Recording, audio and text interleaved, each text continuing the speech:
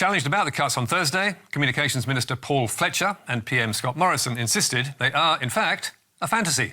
The ABC's funding is rising. It's all laid out in the budget papers. It's all laid out in the budget papers. Over $1 billion. It's well over $1 billion. There are no cuts. No further cuts. There are no further cuts because there are no cuts. ABC's funding is increasing every year. Looking at the raw figures, that is just about true. But as the government's own numbers make clear, the ABC is getting less money when you take inflation and rising transmission costs into account.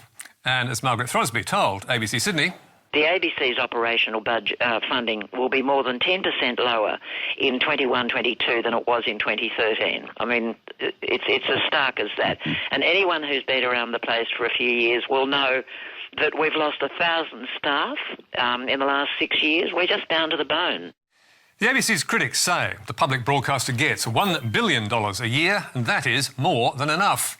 But it's actually much less than its rivals have to spend. In 2019, Seven West Media took in $1.55 billion from TV and the West Australian, while Nine earned $1.7 billion from TV and Metro newspapers. And News Corp and Foxtel had total revenues of around US $3.2 billion from Australian newspapers and pay TV, with most of that money, apart from Foxtel, ultimately coming from the public via advertising. And there's no doubt the ABC's budget has been cut, starting with $50 million a year haircut from Joe Hockey in 2014, despite that famous pre-election promise from the Prime Minister-to-be. No cuts to the ABC or SBS. There was then a further squeeze in Scott Morrison's 2018 budget, which handed out money to almost everyone else, and which Joe Hildebrand summed up as Cash splash! That stripped the ABC of another $84 million of promised funding over 3 years by removing indexation. And on a longer view, the ABC is also doing far more with less.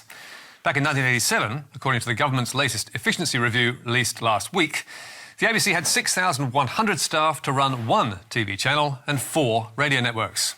In 2018, it had 4,200 staff to run 4 TV channels, plus 12 national or capital city radio stations, 44 local radio stations, ABC News and ABC Online, and video streaming at ABC iView. And as ex-editorial director Alan Sunderland put it this week, if the ABC's funding had simply kept pace with inflation, it would have an extra couple of $100 million to play with, instead of facing further cuts. But if its share of growing government revenue had stayed the same, it would have comfortably more than double its current budget.